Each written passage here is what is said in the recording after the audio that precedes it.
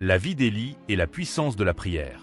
Élie, prophète de l'Ancien Testament, est l'une des figures les plus emblématiques de la Bible hébraïque. Son histoire, marquée par des manifestations extraordinaires de la puissance divine, illustre le rôle central de la foi et de la prière dans le rapport entre l'homme et Dieu. Élie est présenté comme un homme de Dieu qui agit avec une autorité divine pour défendre la foi en Yahweh dans un contexte de crise spirituelle en Israël. Originaire de Tishbé, Élie apparaît pour la première fois dans le récit biblique lors de son affrontement avec le roi Achab, un souverain d'Israël influencé par sa reine, Jézabel, à introduire et promouvoir le culte de Baal. Ce culte idolâtre représente une grave menace pour la fidélité du peuple d'Israël envers Yahweh. C'est dans ce contexte de déclin spirituel qu'Élie est envoyé comme messager divin pour ramener le peuple à son Dieu. L'une des premières actions d'Élie est de déclarer, avec l'autorité de Dieu, une sécheresse qui durera 3 ans et demi.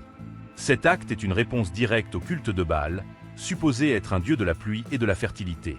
Par cette sécheresse, Élie démontre la suprématie de Yahweh sur les divinités païennes. La puissance de sa prière est ici manifestée. Il demande à Dieu de fermer le ciel, et cela se produit.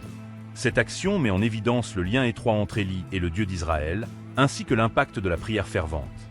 Pendant cette période de sécheresse, Élie est miraculeusement nourri par des corbeaux près d'un ruisseau. Ensuite, Dieu l'envoie chez une veuve à Sarepta, en terre étrangère. Là, Élie a accompli plusieurs miracles, notamment la multiplication de la farine et de l'huile pour subvenir aux besoins de la veuve et de son fils.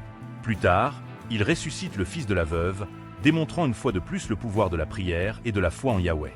Le point culminant de la mission d'Élie survient sur le mont Carmel, où il organise un défi entre Yahweh et les prophètes de Baal. Devant le peuple, Élie demande aux prophètes de Baal d'invoquer leur Dieu pour qu'il envoie le feu sur un autel.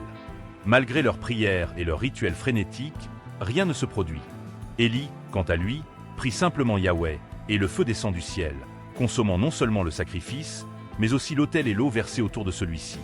Cet événement dramatique entraîne la reconnaissance temporaire par le peuple que Yahweh est Dieu. C'est une démonstration